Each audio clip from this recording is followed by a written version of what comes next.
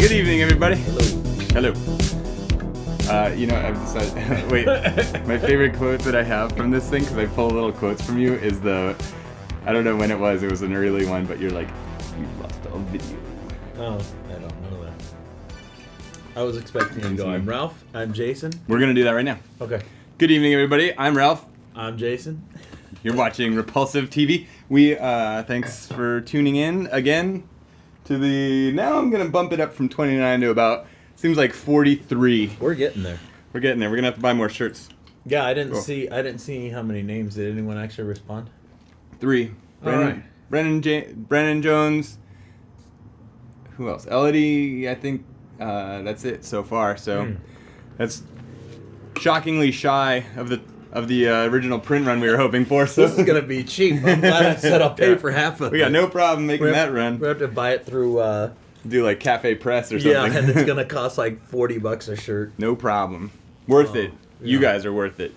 Yeah. So today, we didn't know what to talk about. We just wanted to do a quick one, and then Ralph had sent me a link, and I know he has other stuff planned too that I don't know about. But Ralph had sent me a link to a high school that had done a production. It wasn't a musical. No, not yet. No, it was freaking amazing. They did a stage production of Alien or Aliens? Alien. And, somewhere in New Jersey. Did they write it themselves? It's like the script, and it's so good. For stage? Yeah, they adapted it for stage. It's amazing. Like the ovation, it made news. So it's definitely not just like the typical high school production. And the alien costume is freaking legit, dude. Oh. I don't know. They kicked ass. And the stage is really cool because it's very minimal. Because the whole movie just takes place in the thing. Although I didn't watch the whole thing. I just kind of skipped to the end because I wanted to see what the alien looked like. But I wonder what the alien planet looked like. It's cool. And they have a big video screen behind it that shows like. So the scene that I watched was towards the end where she's already in the shuttle and she set the self-destruct on the Nostromo and she's flying away. So while she's up front, the actress, she's in this like chair rocking around, but in the background they show the like footage of the actual like scene from the movie where it's like the big ship and everything. And they cut out the scene of Sigourney Weaver looking all sassy in her little 70s undies. Right. But the girl, does the same thing.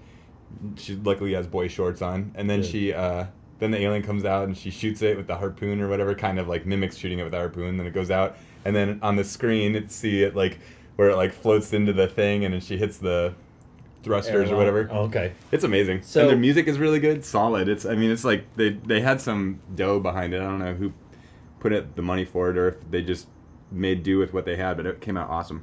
So. What Ralph just described, and that's what kind of triggered my idea, is a movie I've never seen. Oh. I've never once seen Alien, and... What? No way, really? I've never seen Holy shit. And it was funny so because we had talked about it, it was like Tuesday or something, a couple days ago. Yeah. And he's like, what do you want to talk about? And I was like, man, there's so many famous movies I've never seen.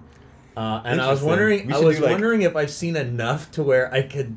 or know enough to where I can tell you what the movie's about, or if I'm okay, and then I'll guess it. Yeah, fire away. Wait, for which one? Not for Alien. I have no idea. Oh man, that is that's the best. If you like those movies, have you seen the other ones in the series? I think I saw Aliens. Where's the one where the guy got torn in half?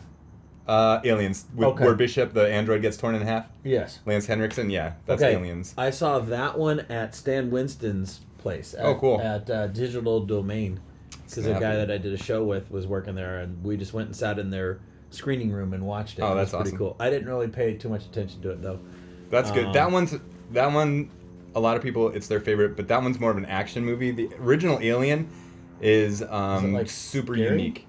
Yeah, it's more of a horror movie. I mean, honestly, the plot isn't really that crazy. The interesting part about it is that it's basically. It's okay. Can I give you the background on that? Can I go into some history lesson? I'm not. It's not like Avengers Endgame. Oh, good. Yeah, no anything. spoils. Yeah, if you haven't seen it, you're like 40 years too late because it came out in 77 or whatever. We need to put a spoiler alert. Spoiler alert, Alien. Just in case. So the way that movie actually got started was Dune, which is like my favorite novel of all time. So the rights to Dune actually were picked up by this underground filmmaker named Alejandro Jodorowsky, who is he shoots in Mexico City, but he's not. I don't think he's Mexican. He's maybe Argentinian or something like that. or Brazilian. Anywho, he did these like really cool like kind of underground midnight movies. One of them is called Holy Mountain. One of them is called El Topo, and they're like surreal, very much on the art side of things. They're very like visual symbolism. There's all kinds of like weird like he uses like amputees and like it's tough to like describe one of his movies, but it's like watching a spaghetti. El Topo is like a spaghetti western if like Salvador Dali directed it or something. Okay. It's just totally bananas. And then Holy Mountain is like very like very like spiritual, esoteric, metaphysical. Well, he also was like involved in like comics and stuff. Okay. Because especially like for him, especially if you figure like late 70s, the budgets that for the visuals that he wanted to do were just impossible. It's not like today where you can do stuff on a computer. So he got into comics by way of European comics, which are much more like high end and much more adult and just accepted by everybody in the culture. They're not like a kid's medium. So he worked with like some famous artists. One of them is Mobius, who is a very famous French artist. I think his real name is like Jean Giraud or something like that. Anywho, Mobius came from, there was a magazine in France called Metal Hurlant, which translates to heavy metal basically, and heavy metal was the American version of that, which is still going strong. Heavy Metal, the magazine. comic? Yeah, it's like a comic magazine. It's like a magazine like format. The movie. comic movie? Yep. Okay. That is based on the thing. And actually some of the designs in that movie are based on Mobius's art. Okay. So that I have seen. Okay, good. So that's, if you feel that way that movie feels basically is the way that the magazine is. It's like these really kind of strange comics that are very dark, very adult, but deal in like fantasy and sci-fi. Well, so Alejandro Jodorowsky ended up purchasing or somehow obtaining the rights to shoot the movie Dune back in it would have been, I guess, early 70s, I'm guessing. Mm-hmm. And the lineup was nuts. It was like, so he ends up getting Salvador Dali to agree to play the Emperor in Dune. He gets Mobius to design like spaceships and spacesuits and stuff like that. And then sort of like new, sort of just coming onto the scene, art scene, H.R. Giger, wow. He hires him to design the Harkonnens, which are the sort of villains of Dune, right? So this movie ends up blossoming into this like massive thing. Alejandro Jodorowsky never even read the book. He just kind of like got the Cliff's Notes version and decided to do his own thing. It became some like legendarily massive like book with designs, all sorts of stuff, the script and everything. And the backers obviously are like, there's no way. We just can't afford this. We're not doing it. So he loses the rights. The visual effects guy for the movie was Dan O'Bannon, who had previously worked with John Carpenter on Dark Star, which was like their first like student film. It was like a USC film that ended up actually getting a release. It's like a cheesy sci-fi movie. Same kind of vibe. So, but Dan O'Bannon, like they lined up like this like insane talent. You got Mobius, you got H.R. Giger, Dan O'Bannon, all these other people, and the whole movie goes kaput. So Dan O'Bannon didn't want to like let all that go to waste. So he basically had a script ready to go that was essentially an adaptation of a movie from the 50s called It, The Terror from Beyond Space. So it's kind of this like it's like a good, if you've got a low budget, you limit the number of sets. So, it all takes place in like one spaceship. So it kind of made sense with that in mind. He ends up somehow keeping the whole crew together, or not the crew, but like he basically still has Giger willing to work on it, Mobius willing to work on it, and all these like visual artists are down. So then Ridley Scott gets attached to it.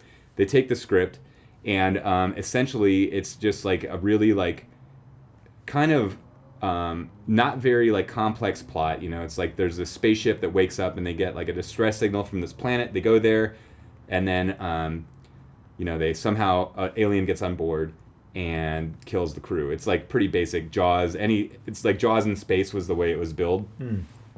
I saw that one. I didn't see that one that until one's probably going to be I made. saw That's the next Jaws Sharktopus or whatever. I saw Jaws about 15 years ago for the first time. Oh, really? No shit. Yeah. Well, Go ahead. I saw like Jaws 3D when it came out. Awesome. But yeah, me too. And it was horrifying. Holy crap! I hate giant scared sharks. the crap out of me. So anyway, okay, so Jaws in space. So Dan O'Bannon has a script. They kind of tweak it a little bit. Ridley Scott takes it, and H.R. Giger, his designs are so crazy. They're like, we have to like really make the use of him. And H.R. Giger is like all in, and he treats it like an art project. So everything has like his hands in it. He's even doing some of the sculpting. It's not like an effects shop typically where you got a designer, the main guy signs off on it, goes, yeah, that's cool, sculptors sculpt. I mean, he did have shop people working, but even he was still getting his hands dirty, doing physical things as well.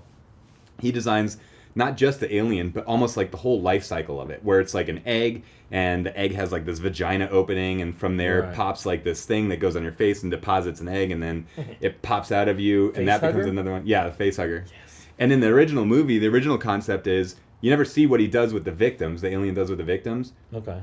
Aliens kind of undoes this by introducing a queen that lays eggs, but in the original one, in a cut scene, part of H.R. Giger's life cycle is that the victims, rather than get consumed, they just slowly get like they get like shellacked to the wall with like some mucusy stuff, and slowly just like dissolve and morph into an egg. And there's a disturbing scene that got cut where basically the older the victim, the more egg-like they are, and the most recent victim, who's the captain of the ship, is just like telling Ripley to kill him, and then she flamethrowers them all. I think that's way more disturbing and cool. But so basically, Alien just came about as this cool, just way to keep all the people that were going to work on Dune. And so visually, you can see what Dune would have looked like. And then what happened with Dune? The rights ended up going to the producer Dino De Laurentiis, who hired David Lynch to direct it, who is another underground, similar, like in the world of filmmaking to Alejandro Jodorowsky. Very visual, an artist. Didn't approach movies in a linear sort of way. And he ended up sort of, because of the sort of all the fingers in the pie, though, he didn't really get to create some artistic vision. So Dune, I love the movie. A lot of people are like, seen it either. That's it's so good. We should watch that one. That's a great one. All right. But it still even has some elements, and it's funny too because those designs that Giger did for Dune, like the Harkonnen, he designed the Harkonnens. They ended up getting used in other things. In fact, even in Alien Covenant, which is the most recent of the Alien movies, there's a scene where there's this big giant looks like an anthill that slowly dissolves away, and you see a skull face on it. That's the original design for the Harkonnen castle. Mm. It's which I think is a cool nod to H.R. Giger, but also it just shows you how cool Dune could have looked if. I mean, I love the way Dune looks, anyways. It's like the perfect 80s sci-fi movie. I love it. It's awesome. It's great. It's got Sting looking super sexy in his little man bikini. It's a famous scene. It's looking good. I'll have to check it out. Ripped like Jesus. Very, very in his little steam bath while his creepy uncle floats around him and screams and howls in laughter. It's a great movie, dude. It's good. It's really good. But Alien is just one of those perfect movies where there's nothing bad about it. It's just amazing from start. And it's got awesome actors. It's got John Hurt, Sigourney Weaver, frickin' Tom Skerritt played the captain. Yaphet Kotto played some random worker on the thing. It's what's the name of the other white guy? Another famous dude. Oh, freaking! He was in. He's also a David Lynch alumni that was in Harry Dean Stanton. He's in it. And the last thing he shot was in. I recognize them all. When I see them. Yeah, if you saw their faces, they're all just famous actors. Anyways, it's a fucking great movie, so you got to watch it. We should do a riff tracks thing where we just watch it together and watch your reaction to it. Right. Reaction videos are the hot. They're the hotness. Yeah. Ugh. So. Well, that was good. That's a nice little intro. Wow. So give me the other movies that you have not seen, and I'll berate you for Major ones that I haven't seen. I've never seen Godfather. You know what? Neither have I. None of them. I have zero interest in that movie or any of them. I could care less. I mean, I know. Apocalypse Now is probably. I've never seen it. Oh God. Okay. Well, that one. So I'd say that's probably one of my top 3 of all time. It always sort of jockeys between. I'd say. Oh man, I don't even know how. It's definitely up there. I don't know what slot I'd throw it in, but so that's made by Francis Ford Coppola too. That's a maybe I just best don't want his time. movies. I just don't want to watch it. You don't want to watch anything. Screw all that just stuff. Drink his wine. Exactly. Famous vineyards up in. Yeah, I don't have any interest in any of that mob shit. None of those mob movies. Okay, because I've never seen Scarface either. Yeah, same here. Oh, I mean, I've seen parts of it, but I know what it's about. Not soup it's to about nuts. A guy. I haven't seen it. Soup to nuts. It's about a guy who's in the mob, I think. Scarface, I think, and he's dating Michelle Pfeiffer. He's like a Miami coke dealer. Yeah. That's what I meant. And he had tons of coke, and it was all piled up in front of him. And most of what I know about he came in Scarface, and shot a bunch of people, and that was I think, it. And I'm going to take a wild guess that your knowledge of Scarface is about equal to mine, and it both comes from the lyrics in one verse of frickin' the Lonely Island song Yes. with freaking Michael Bolton. Okay, He's so like, we're he going keeps chasing based the on the movies. Michael Bolton one. Yes. This is the story of Tony Montana. Yeah, I that's pretty much it. Was on. I was somewhere recently. It was a bar. It was some kind of bar setting, and they had the movie on in the background, and it wasn't even subtitled or closed captioned. It was just running, and I watched like half of it, and I have You're like, no "Man." idea. I just look at it, I'm like, okay, cool, but I have no idea what happened. Nah. Like, honestly, of all those, like, mob movies, like, there's Donnie Brasco, frickin' Scarface. Like, I've seen Goodfellas, I think. Goodfellas I've seen. pretty sure That's the I've only seen one it, I've seen right? out of all the... That's the one I was going to say. That's the one mob movie. But I just have no interest in mob shit. Sopranos, never saw one episode of that. I never did either. I've heard about it, Right.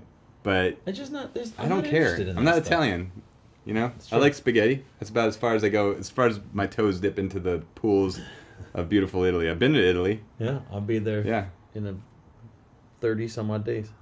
Sweet. 40 days. Am I going to Italy? What else? What are some I'm other going ones to that we haven't seen? Other major movies? Yeah, what are some other I've massive seen movies? Casablanca. Oh, even yeah, if I said I've it seen wrong. I saw that in film I've school. Okay, what about horror movies? Yeah, fire away. Let's see what we got.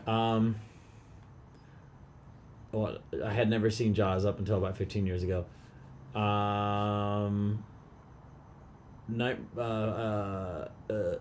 Jason.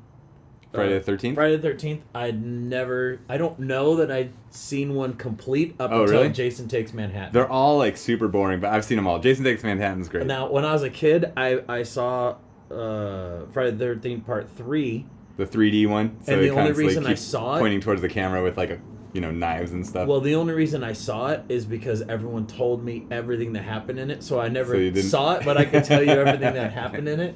You Someone saw it was in the doing a theater of the handstand, mind. Someone was walking on his Yeah, hands, yeah, and he cuts it's- him in half with an yeah. axe, and he shoots the guy through the eye with the arrow, and... That one's pivotal only because it's the first one where he actually wears a hockey mask. Okay. So you got it. That one's good. The first So- one is like not at all like the others. I've seen the end of... The first one where he pops out of the water. Where's... No, okay, so at the end of that, which one is Corey Feldman? Part 5. Okay, I've Oh seen wait, where maybe Corey 4. Feldman's 4 or like- 5. Yeah, where he He's sort like, of becomes. "I'm you." He turns into him. He shaves his hair. He's Okay. got like shitty strands of hair. I saw that one. Little baby Corey But Feldman. The only one that I remembered Mhm. was Jason Takes Manhattan. I love that one just because that subtitle. How can you not see a Right. movie? And I Jason did Takes like. I Manhattan, liked that's perfect. Jason X. I love know Jason a lot X. of people didn't. It was but great. the It was scene full of when, in-jokes. When he froze when he put the Girl's head in, girl's like, head the in the cryogenic nitrogen stuff, stuff. yeah. Oh my gosh, that was one of the cool. I loved that movie. My favorite part of that was where they were trying to distract him with the hologram, and it Yeah. was the two kids like Do you having wanna sex do in his. drugs? Yeah, it was perfect. I don't know. I love have those movies. unprotected Yeah, sex, and yeah. he's just- he's like just slamming the freaking sleeping bag around.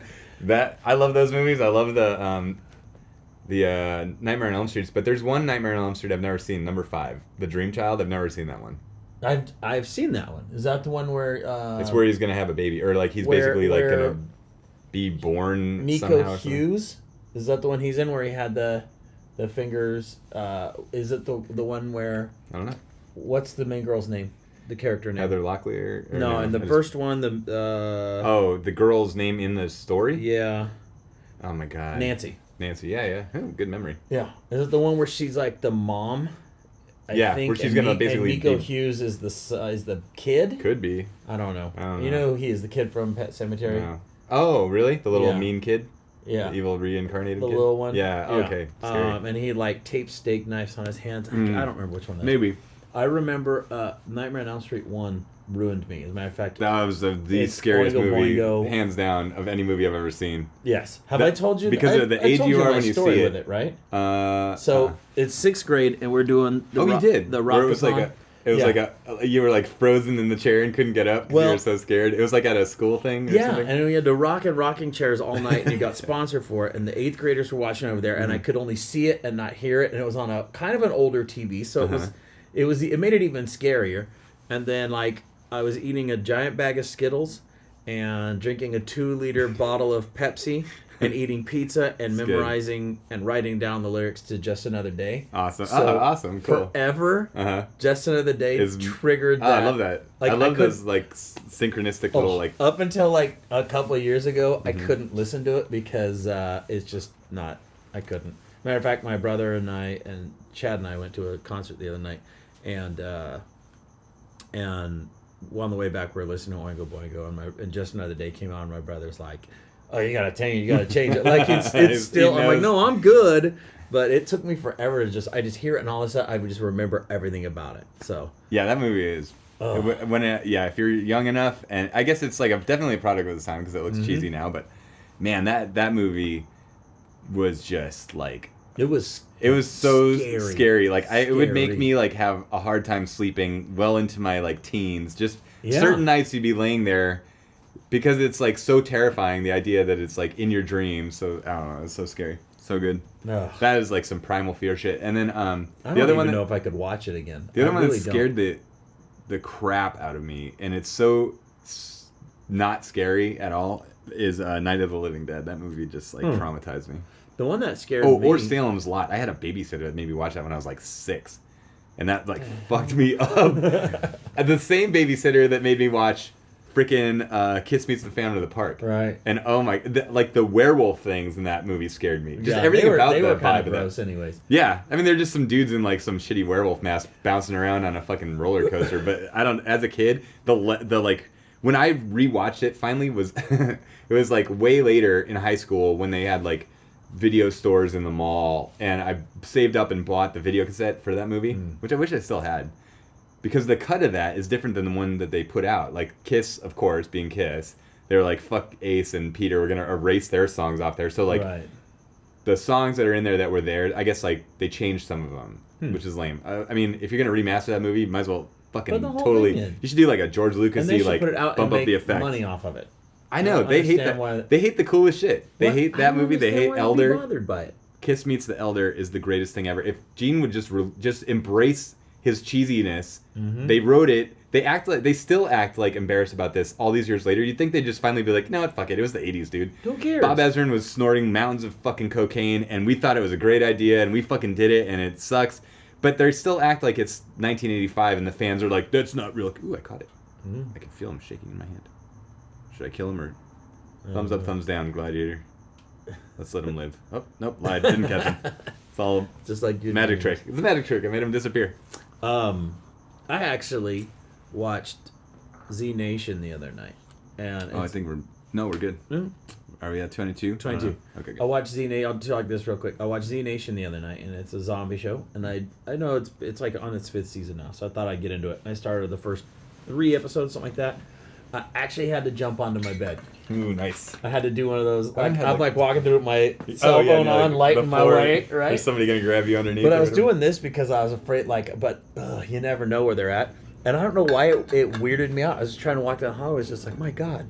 And I was like, weird. Like, I went into the bathroom and I like brushed my teeth, and then I walked out and I did one of these up onto the bed, climbed up onto the bed. You just like walk into your bedroom like, I know you're in here. Got way Show under. yourself, Yeah, Satan. just got way under, like, and any part that was off the bed was gonna get eaten. I was just like, it was the weirdest, like, I was like, what the hell? That's good, man. I haven't had a good like movie like that creeped me out. Dude, I can't think of the last Scary Movie was the one that ruined me because, and I was well into adulthood. And it ruined me because someone could really have done it. It was one of those things where it's like, some kid's gonna reenact this. Seven was like that. Yeah. That scene in 7 where what character is it? The addiction one? Is that Sloth? Yes. So and now when you watch it, it's so obviously a puppet. Like Rob Bottin, I guess, made that puppet actually. The one that's like a drug. The dead guy. It looks dead, and you think it's dead, and then he like sits up and coughs, and you're like, oh shit, that fucking gave me a heart attack. And I just remember it was when I moved out to California. I was living by myself. Didn't have any friends really. I was just working, and I would go to see movies because I was not 21 yet, so I couldn't go to bars or do anything fun. So I would just go to movies all the time, and I saw that movie, and I remember getting in my truck, and it was like the same kind of truck I have now, where it's an extended cab, and I just couldn't like stop looking behind me. I was just like so paranoid, like I just had the you look in jitters. that rearview mirror, and you're gonna see I know, that. just the like, no, person come up no, behind I don't you. want any meth heads in here. Get out, meth heads. What was the movie where the girl's sleeping and she rolls over and her grandpa is laying next to her with his face stitched closed? Ooh, I don't know. Oh, I want to say it's like a Wishmaster movie or something. Oh, maybe. I know you love those. I don't remember. It scared the... Oh, no. No, I don't know. I was thinking maybe it was... what's that movie called? Nightbreed? Oh, I love Nightbreed, but no, that's Maybe not. not. Yeah. I don't know. I'll have to Nightbreed remember which one is that a was, but I great remember that movie. scared the crap out of me. Yeah, Nightbreed's probably one of my favorite horror movies. I love of all those time. like Clive Barkers. I like his because there's like an element of fantasy. It's not just straight. I'm not a big fan of just like pure like slasher films. Although now I am a little more, only because they're so cheesy. But at the time, they felt dirty. You know, it's like I don't want to just see some random guy killing another random person. I don't like real crime and stuff. But I liked, there's just so much mythology with like Nightbreed and Hellraiser and stuff like that. Yeah, that was a good one. All right, you have show and tell.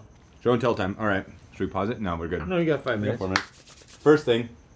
So, I was talking to Tom about this the other night. I bought this. I was gonna show it to the microphone. Look, microphone. This sweet freaking comic. Okay, when I was I don't know. It came out in '84 or '83, so I must have been under 10 years old. So this is one of the best comic books ever made. I swear to God. And DC, this is my message to any comic company out there. Do this again, man. How cool is this? It was like the size Was that just- Beast Boy in there? Yeah, it's just like a collection of the best comics of the year, and they put one out as like a little annual. There's a great Swamp Thing story in it, and forever I thought, okay, so I love Swamp Thing, and the new Swamp Thing show's coming out. Great, I got Yeah, that looks scary. It looks really good. Yeah, it looks freaky.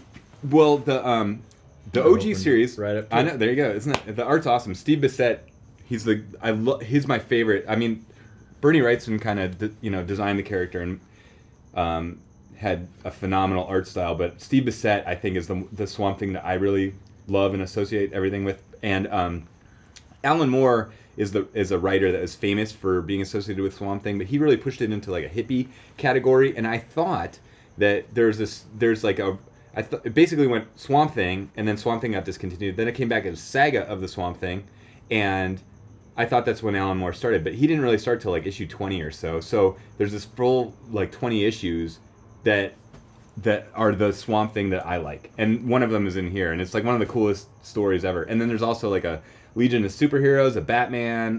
What are the other ones in there? Black Teen Titans. When it was still George Perez doing the art. I mean, and the Blackhawks. I mean, it's so awesome. It's I remember reading and rereading this stupid little thing, and I love the size. I love the format. I wish that, plus even the cover, it's just all the superheroes that DC had at the time. And I think the art is done by Jose Luis Garcia, who was sort of their style guy. He was the one where if you did promo art for superheroes or whatever, it was usually his art on there. And then he would also do sort of almost just a template for this is what the characters look like. So then when a new artist would do a series, he knew how high Superman's boots go, where the belt is, that kind of cool. all the just sort of minute details. Is this was it put out every single year? Yeah, I mean and 1 a year. Sorry, 1 a year, but then there were says also number 52. So Yeah. there were 52 prior to this. Yeah, they 51. do more than 1 a year. There's one best of a year, but then there was there would be just a collection of Superman stories or Batman stories or their funny animal stuff, which I didn't even know they did. Have you watched Doom Patrol? Yeah, well, only the first episode. I like it. It's it's So pretty good. far, so good. I enjoy it. And did you watch Titans by any chance? Yeah, It's pretty good. it looks okay. I Yeah. was never a huge Titans guy, but Yeah, it's pretty. I like I don't this know much era about it, which is comics why I'm series. okay. I mean, all I knew was Teen Titans when Cole watched it as a kid. yeah. Um, Before I didn't like the Teen Titans Go. I think that's No, just I don't absolutely either. retarded. But Yeah, it's not good. All right, what else you got? let me pause. We're gonna pause. We're back. All right. Okay, pause is over. So keeping with comics, so we've got two little things. I've brought it up before, but if anybody's watching and anybody's into comics, Alterna Comics is my new favorite comic company. My favorite 4 series from them are, I'll show you. So like, let me keep this out of the frame so I can do cool reveals. Okay. First one, they're great. They're printed on newsprint, so can't go wrong with that. That's my freaking favorite thing. And so, okay, I went to, I guess, Long Beach Comic Con and LA Comic Con, and I met Rob Borden, who's the author of this, and the artist is Dave Mims, but this series is freaking awesome. So if you're into comics, pick up Scrimshaw. It's a whole whopping $1.50. It's awesome. You'd love it. It's like this sort of post-apocalyptic like pirate story. It's like Mad Max meets pirates. This is a great series. Yeah, who's this comic company? How long have they been Alterna. around? They've been around for like 12 years, but they just started this past like year and a half doing comics back on newsprint. Real cheap. They're trying to like really like reinvent, or at least like change that stupid like the paradigm of the comic industry. Because part of the issue why comics I think are collapsing as a genre that anybody reads is they're too expensive. It's like $5 for a comic, which is ridiculous. It's just because they're all printed like this now. Well, you mean, yeah, usually Why like are this would be comics like in- actual, I don't know why. Like just the 'cause they're pages just- are all like this now. Yeah, but even if they normal were, comics, it's like, right? who cares? The paper quality should be like the last consideration, I guess. But So what? Why? Yeah. Why back? Why did newsprint go away? because people wanted this more magazine-style format for the archival quality, and I don't think it looks as good. I think the don't get newsprint tactilely is like Right. more fun. Well, I kind of feel like you're supposed to read it that way. You're I do supposed to be too. able to feel the paper. I totally agree. This is like the I know way to do seems it. silly, but Alternative's that's the whole knocking it out point of of the park. comic book. The whole point of a comic book is that feel and the smell. I know. I love that. You know, I love it. The other one that I really love is Tinseltown, which is a great comic series about. It's like sort of centered around this female cop that works out in like a Hollywood backlot. David Lucarelli, he's the writer, and he's also in a band. I can't remember the name of the band, but I talked to him at the con. He was awesome. And then my another one that I really love is this one, Midnight Mystery, which is like a more like something akin to, I don't know what, maybe like not quite The Shadow, but something where it's like a sort of a private eye guy, but with like some sort of like ghost story type stuff involved. But my favorite of the whole thing is so freaking good, dude. It's called Blood Realm. This is like a modern dang mythology. It's like a role-playing game kind of world. So this is the new one. The new series right now is called Shadowed Kingdom, but the first three were called what? Dark Covenant. But these, I think, are my favorite of the bunch. So they're all in this cool, almost monochrome, like red. The only color in it is red, so it's like black ink and red ink.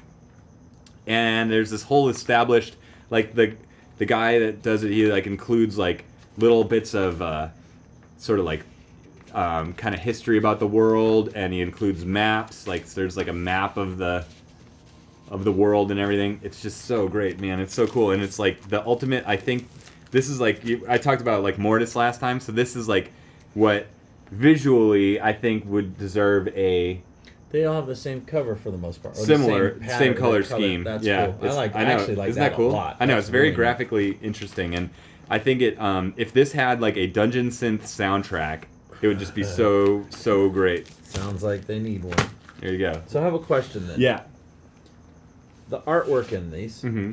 in the Midnight Mystery one in particular, Mm-hmm. it's not great. No, it's not super. I would say it's very like Batman the Animated Series or something like so- that. It's very, very. What would make Um, this? What makes a comic book like this worth buying? I mean, well, no. Mostly let me the rephrase story, that. I think. How important is the story compared to the artwork? Can this one- can stories completely outweigh? Yeah, you know artwork? that's interesting. That's kind of like a big debate going on in the world of comics now, because it takes a writer about maybe 1/30th of the amount of time it takes an artist to do a Right. comic. So the amount of labor that an artist puts into a comic is way out, like just outsized compared to the amount of labor that goes into it, right? Maybe. I mean, I guess it depends how much research and stuff like that they do, but and like Alan Moore would write like full like page, descriptions of like a panel, but depends on the writer. But really, it seems like I think the going sort of accepted theory is that people follow comics based more on the writer than the artist. Oh, interesting. Which I don't think is the case. It's different from like the 80s and the 90s where I would buy a comic. If Todd McFarlane drew it, I'd buy it. It didn't matter who wrote it or anything. In fact, I never really even knew the writers. It was like that art or Jim Lee or like Rob Liefeld. That's what I always remembered it. Yeah, that was the era that we like were around in. Right. So it's definitely flipped.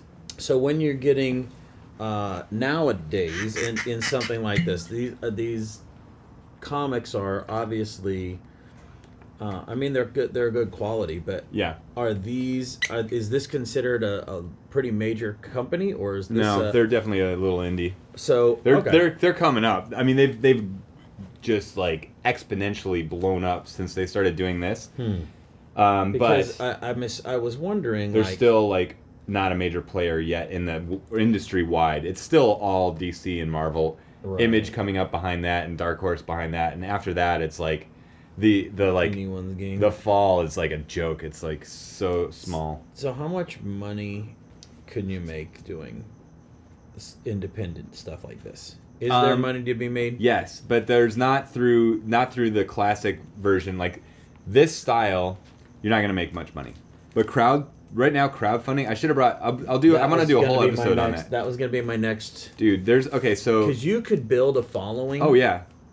I would think you probably wouldn't need to do much to create. You just have an awesome storyline. Yep. And I don't think you even need to be anyone. I don't think other than just someone that wrote a really good story. That's exactly right. That's interesting that you say that. So there's this huge rift in comics right now. If you're especially like the world of Twitter and social media, the people that are like inhabiting that space are very like much hard one direction or hard the other. There was a rift about a year and a half ago where people started pointing out that a lot of the sort of like very, very heavy leftist politics that were coming into Marvel Comics were killing it. And they could show a very specific correlation between the decline in sales and this just insane, like, constant agenda pushing. Like, I mean, comics have always had an element of, like, the author's always going to insert, like, a little bit of their own politics into it just because authors will. But it was always about entertainment first. And comics have always been written by people on the left. Like, I always knew that somebody that wrote Spider-Man was definitely a Democrat. Mm-hmm. But that was in the days where Democrats and Republicans, you could still get along or something. It wasn't like some like nightmarish freaking post-apocalypse now where it's like the hard lines are like battling it out in the streets. Well, Marvel just went all in on identity politics, intersectional feminism, hyper leftist to the point of like most of the people they hire are based on service traits. Like they don't hire like excellent writers. They hire somebody that's maybe part of like some form of like a marginalized community, right? Mm. And you have to line up with the character writing. So, like, if they have a Muslim character, you have to be a Muslim writing it. If you have it's a character cultural appropriation. Yeah, totally. It's like segregation, but in the opposite way. So, like, Black Panther has to be written by an African American author. It's just to the point where it's like ridiculous. Like, it seemed like me as a person, I wouldn't be able to write anybody. Like, I wouldn't be able to write a woman. I wouldn't be able to write a trans person. I wouldn't be able to write a gay person. All this stuff. So. Like, they turned Iceman gay and made sure you had, like, a gay author. The author hadn't done anything in comics before. Was the author straight before they turned him gay? Yeah. And then they're like, you're fired. Maybe. That could be. I got an idea. We're going to make him gay. And then they're like, well, okay, great. Thanks for your service. It's gone We're going to need you now.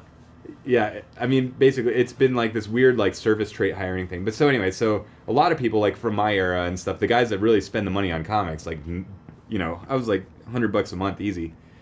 And then to drop off to not buy any... I don't buy any Marvel comics. I buy maybe one or two DCs, but the major two I don't. But so anyway, so a lot of these like disaffected people that really like got drummed out of the industry because of their political leanings, because they voted for Trump or whatever. One of the biggest well-known one is this guy, Ethan Van Sciver, and he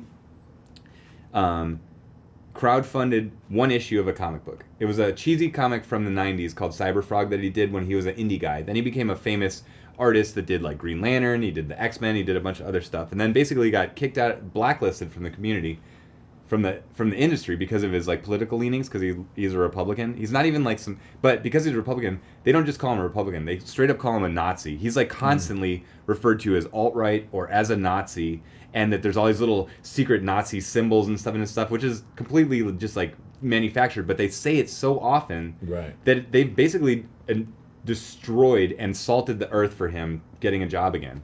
So he crowdfunds one. Because he's got to, you know, pay money, put money on the table. He freaking got $1 million. Whoa!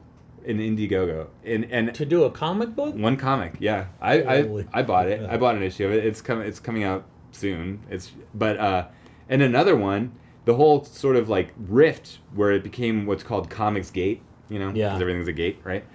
So that actually kind of kicked off with, there are a few other guys, but the first one that really jumped up into prominence, who I kind of discovered on deployment, just being bored looking at YouTube stuff, and I was like, oh, wow, a guy that, and it was before it was called Comicsgate, it was just some guy that like hated the stupid identity politics going on in comics, and I was like, oh wow, this is the same shit I feel.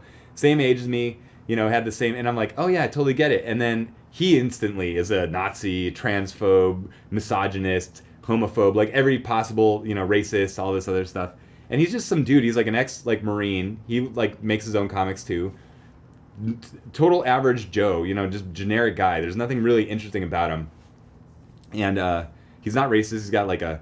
He's got a daughter who's Muslim and wears a hijab. He's got a Jewish daughter. He's got a Hispanic kid. I mean, it's like all three of his ex-wives are like different nationalities. He's clearly not racist, right? So, but he's still labeled as like a freaking Nazi and will get like lynched by these people. But he crowdfunded one, and his was a little bigger. It was like a graphic novel. It made like $700,000. That's insane. That's like you could retire off of one fucking comic, dude. It's nuts.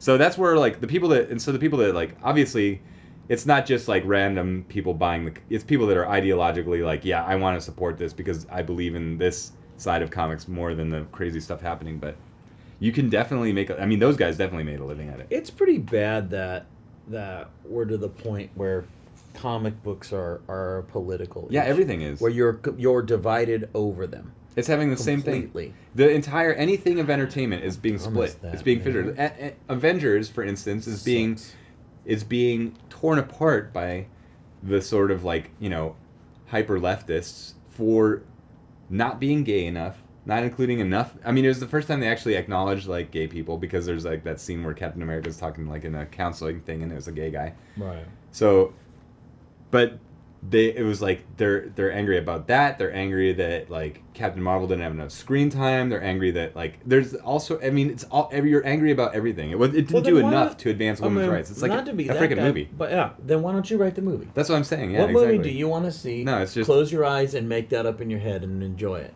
It's just a hyper vocal minority of people that get really, really loud, and businesses are terrified of that, because the worst thing you could be is accused of being, you know, any of these things, right? Nazis, racists, or whatever. So they always kowtow to it. It's just, I don't know. The whole thing is bananas. It's like we're living in a fucking total upside down world. Everything changed in the past like 2 years on that, and like, but it's really only in that world of like Twitter, because when you aren't like how I'm telling you about it, it's like you're like, what the fuck? I've been thinking there's this cultural war happening, and really normal people don't give a crap about it. I think it's just I feel like it's an overcorrecting. Yeah, it is, and especially white people. I hate to say it, and no, especially with working with so, you know, such a heavy Mexican culture specifically. I don't really have Hispanic kids; they're all Mexican kids. So I'm very aware. Working with them, it's like just to see like, if you say something about Mexicans, they're like, yeah. The totally. White people get pissed. Yeah, no, it is. It's the white leftists. They get just in like, and I'm sitting here going, my students don't care. Yeah, they're actually making more jokes, and they're like, oh, you know, Chef, you're Venezuelan, you can say it, and it's but dude, I'm white also. But it's like, you know, there were these two women that opened a burrito place in Portland or I remember, and it got shut down because it was like cultural appropriation. Yeah, and then they apologized, like, "Oh, we're so sorry." And it was the white let people us torpedo our dream. Yeah, it was the white people that were mad. It is 100% white people. That they gave all the props to the Mexican village, and they were like huge supporters of them. And they said, "These are the people, and this is their food. We wanted it to bring it to you, and it doesn't matter." Yeah, no. In fact, do it in China.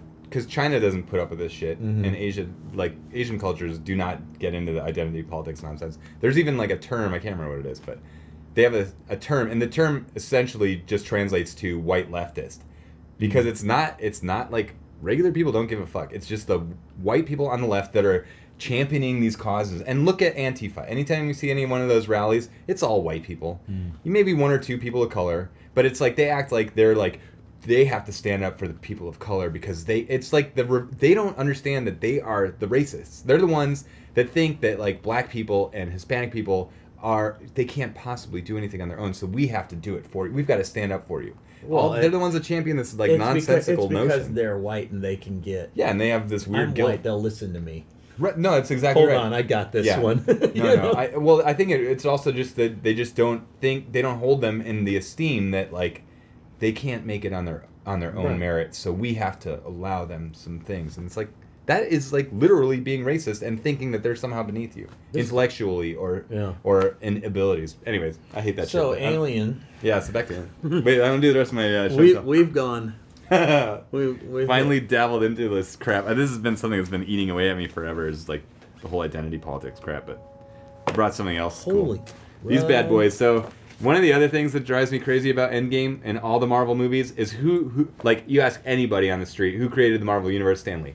Stan Lee did not create the Marvel Universe. Just like how like artists don't get enough credit. Jack Kirby did more to create the Marvel Universe than Stan Lee. Stan Lee, not to disparage him, he was an amazing guy and wrote some great scripts and he was the cheerleader of it. He was the salesman.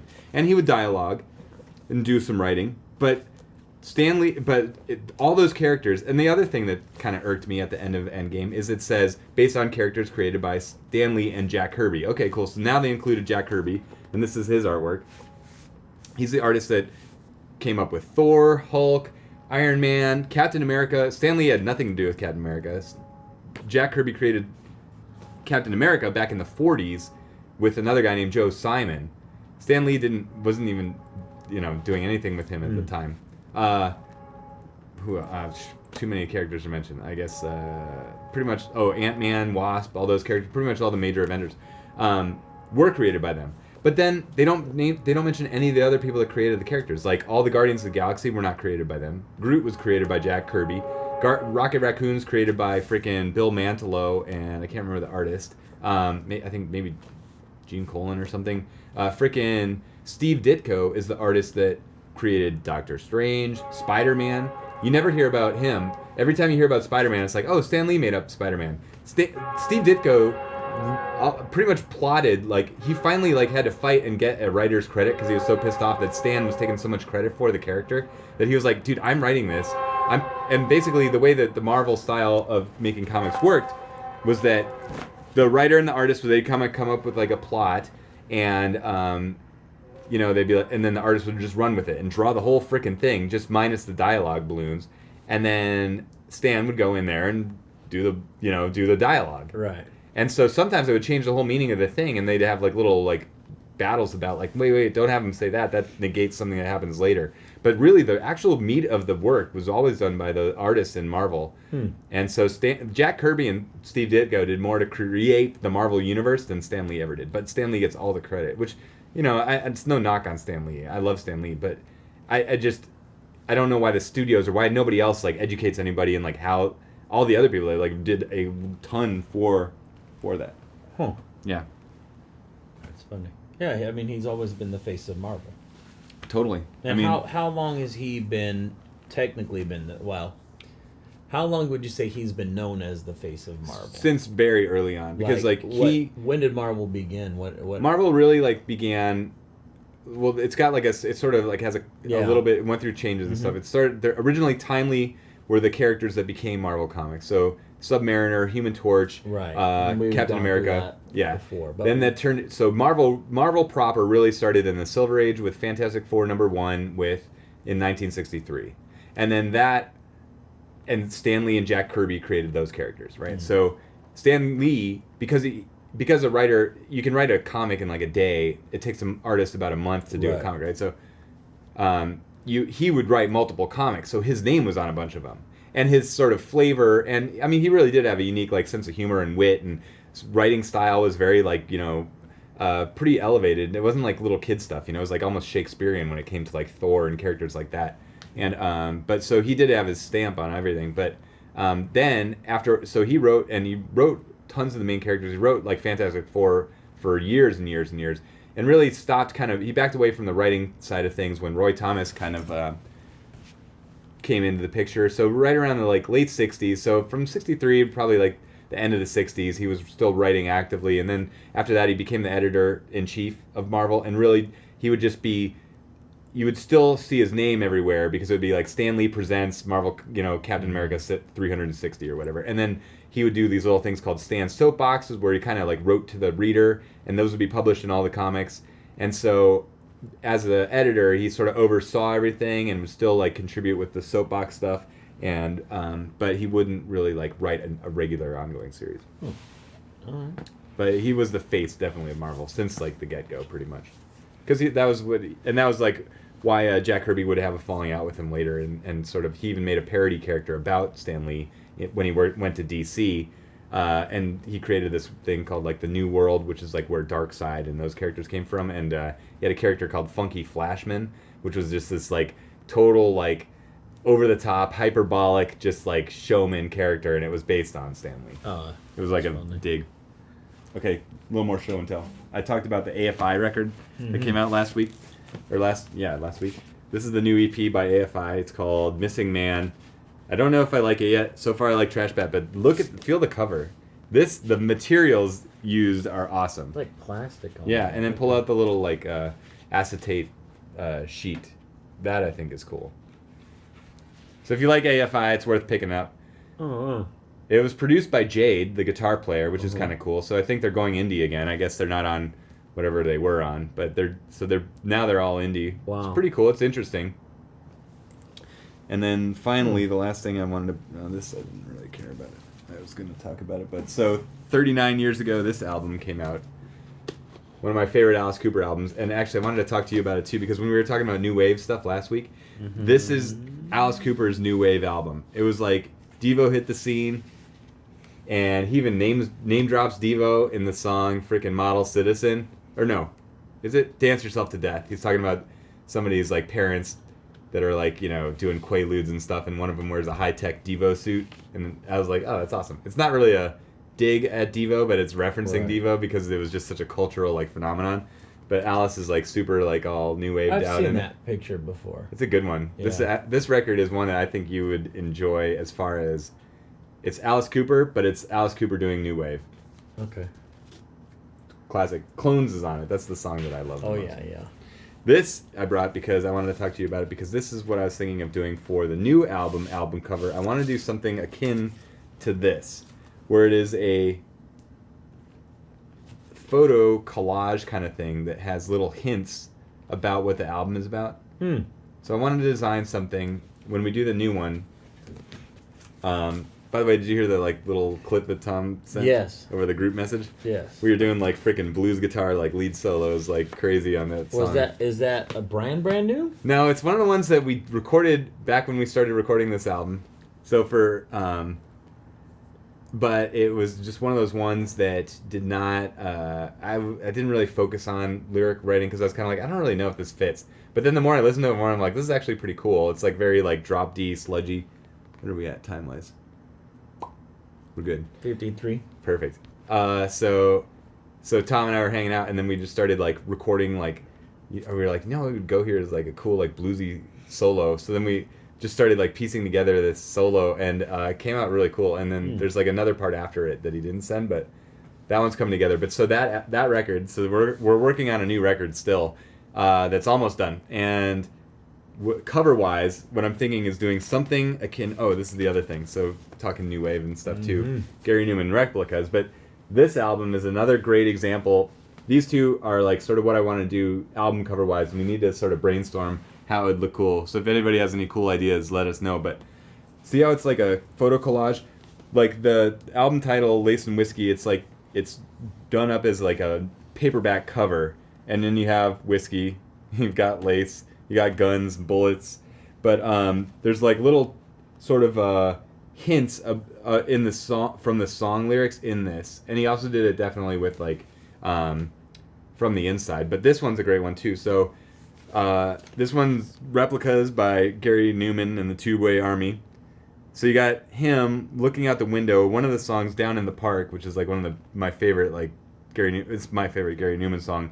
It's got the park out here, so he's looking out the window at it. It's very like, I mean, the composition and everything of the thing is cool, and if you just saw it, you'd think, oh, okay, that's Gary Newman, cool. But then it's got this reference to the lyrics of the album by having this little thing down there, so you kind of almost feel like the stories that are being told in the songs are happening on the thing. I want to do something like that, where it has that like you look at the album cover and there's little clues to lyrics in the song, you know what I mean? Like there's a story. So something like this. Sounds like you're gonna need to go through all the lyrics. I know. And piece something together. Yeah, and it's sort of like the common thread is like almost like a Lovecraftian theme of like some explorer on a ship that's like sort of been drawn by a siren call to like some Cthulhu type creature. That's kind of the little narrative that's being peppered in there among other lyrics. So something like that. I want to do something like kind of nautical themed on a ship maybe, or like in like, you know, something with like charts and like sextants and stuff like that on the table with the rest of us sitting around would be cool. Yeah. And then the other good one I love is this one, Go to Hell, Alice Cooper Goes to Hell, where I've always loved this back cover because it's very arty. It's just him walking downstairs going to like obviously hell, but it reminds me of like Forbidden Zone, right? With like the colorized thing. Oh, by the way, that's on Tubi, I think. Is it? Yeah. Ooh.